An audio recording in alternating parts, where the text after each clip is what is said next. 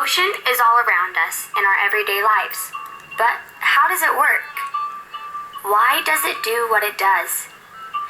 It's not like there are certain laws that they live by, right? Actually, there are laws that motion follows. These laws are called Newton's three laws of motion. They explain to us why objects move the way that they do. They shine a light into the depths of motion that are harder to understand.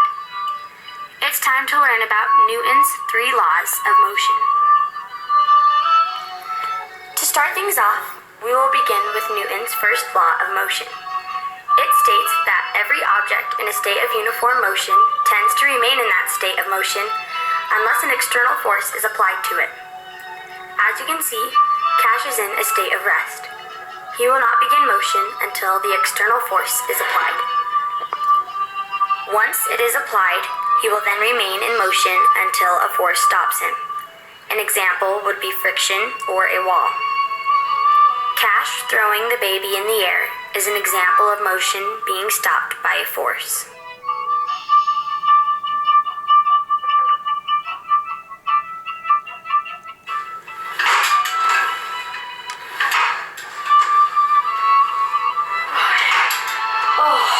Feel the burn!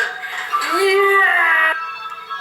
Newton's second law of motion states that the relationship between an object's mass, its acceleration, and the applied force is force equals mass times acceleration. Acceleration and force are vectors. In this law, the direction of the force vector is the same as the direction of the acceleration vector. This is the most powerful of Newton's three laws because it allows quantitative calculations of dynamics.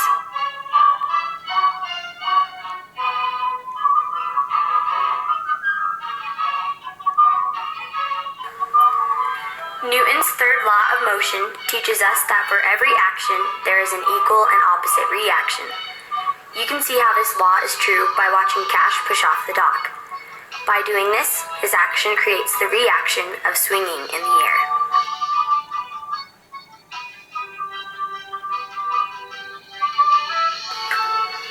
Another example is Cash jumping on the tramp. The force that he exerts with his body pushes against the tramp. The trampoline then uses the force that Cash had given it prior and pushes him up in the air. Newton's laws are very important because they tie into almost everything we see in everyday life. These laws tell us exactly how things move or sit still, like why you don't fall out of bed or fall through the floor of your house. Newton's laws control how cars work, how water flows, how buildings don't fall down, and basically how everything around us moves. Of course, we aren't going to measure the exact amount of force that it is going to take to light a match, but it does give us a larger understanding of motion in the world around us. Newton's three laws of motion is definitely important for the advancements that we make in science every day.